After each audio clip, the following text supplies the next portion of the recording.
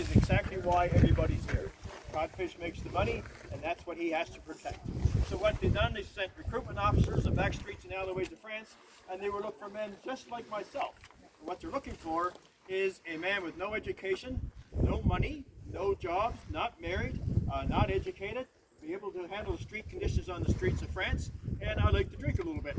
So, with that being said, the officer would take me into a tavern and offer me a few free drinks. Everybody likes free drinks, do they not? Okay, so the drunker I got, the better Louisbourg sounded. He would say, if you come to Louisbourg, it's always warm, sunny, and dry. It's a good opportunity to come and have a roof over my head.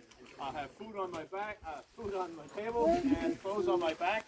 Also, he would say, if you come to Louisbourg, we will pay you 9 livres a month. And he'd also say, if lots and lots of ladies, a good opportunity to get married. So, without hesitation, I put a documentation, which I had no idea what was on it.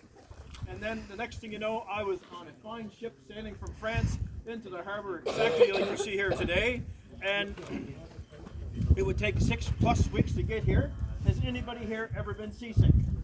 Yes. Do you like it? No. So can you imagine being on a ship, never been on one before, and being there for 6 weeks plus? Okay? So belly in and belly out. That's what they do. So anybody who wasn't seasick had to be really, really strong. So what happens as we enter the harbor here, we'll anchor out in the middle of the harbor, lower shore, and just like you fine folks, as we came to these 2 gates, we're now home for the next 6 years. That's with some of the fine print in the documentation. So this is the King's Bastion. It's actually divided in half, and what it does, it's all belongs to the King. Anytime you see a red shutters and slate roof, that belongs to the King of France. So on the far left-hand side is the King's representative called the Governor. The Governor is the highest ranking official here, and he answers to the Governor in Quebec. Okay, other than that, he's the supreme ruler. So next to that, you see the smaller windows in the building. If you ladies want to get married, you want to go in there, because that's the single officers, and they would make 3 times, 4 times the money than a single soldier. Next there, some people might have been inside already, that is our military chapel. Please go in and have a look around. There's always a soldier outside to tell you the information about what you'd like to know. And this is where she goes downhill from here. The central passage you see there, all the right-hand side, is where us soldiers live. There's 600 plus soldiers at any given time. It depends what's going on in the colonies. So the lady just said, oh my God, for a reason, because each room would have 24 men in each room. Okay? If you've been inside or been in this building, it's not very much room. So 3 men to a bunk, and how that works, at 4 o'clock this afternoon, I'm going to come to work in this place here, and I'll tell you about that in 2 minutes. We're going to work a 24-hour shift. So we work 24 hours on, 48 hours off.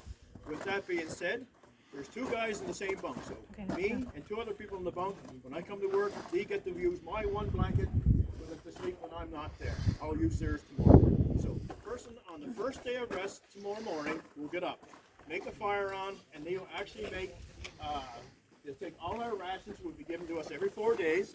There'll be 4 ounces of salt pork, 4 ounces of salt beef, beans, lentils, ragu, soups, stews, whatever else you can get in that pot, and you would make it for the guys in the room. If you don't cook for me today, sir, I'm not cooking for you tomorrow. So you will learn how to cook here. Okay? Once the food is cooked, the fire is put out. The reason for that is those fireplaces will just eat whatever you put in it. Okay, so wood has to be rationed. If the upper class, like the Governor, loses his wood, he's going to take mine. We're soldiers. We're here to do what we're told. All right. So the person on the 3rd day of rest would actually be the secondary rest. Sorry, he would actually get up and take on a pair of wooden shoes. And the reason why you wear wooden shoes is because you can't afford the leather shoes, and wooden shoes are easy to replace. So you can either buy one because you don't need 2, because only usually 1 wears out at a time. So when you do that, you go to work for a contractor. And when you work for a contractor, you make more in 1 day than you would a month. I mentioned to you the King said he would pay us 9 livres a month. The livres is the approximate value of 1 shoe and or 1 bottle of wine.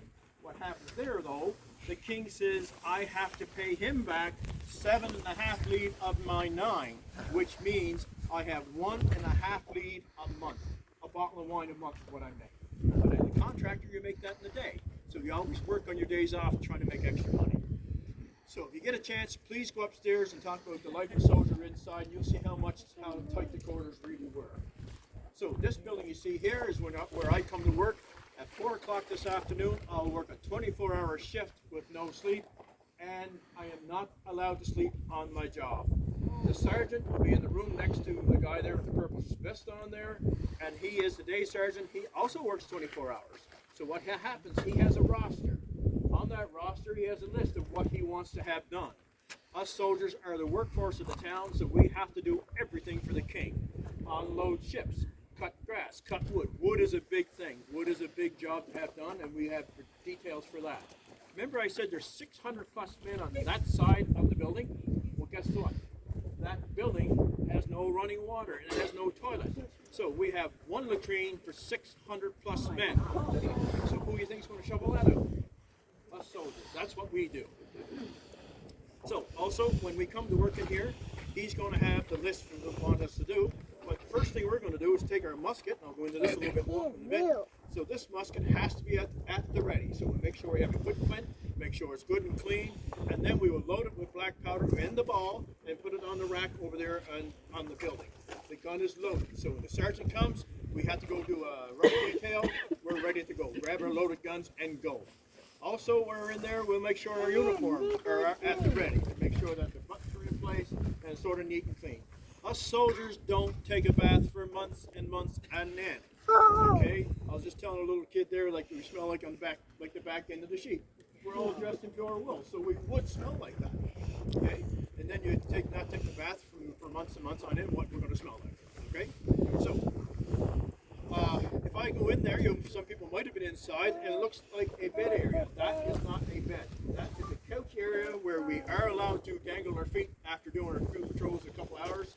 And then if the sergeant come over and caught me sleeping, the little wooden horse behind me would actually be our military punishment, one of many.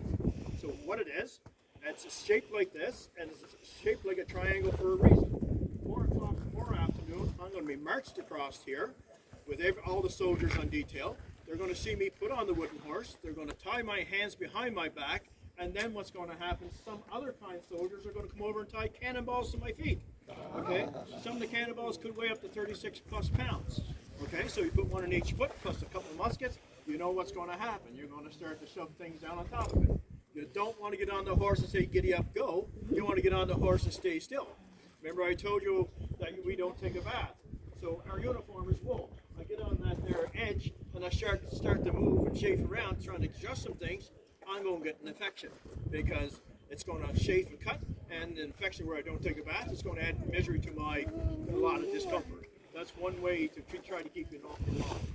All right, so I'll go to my uniform a little bit. Soldiers would have a ration, 2 pairs of shoes. I mentioned one about the wooden shoes. You'll see them upstairs. And while we're in uniform, we have to wear the leather shoes. Okay.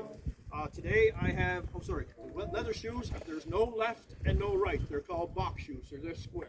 So when I walk awkward on my feet, I can take them, change them around, and make them last longer.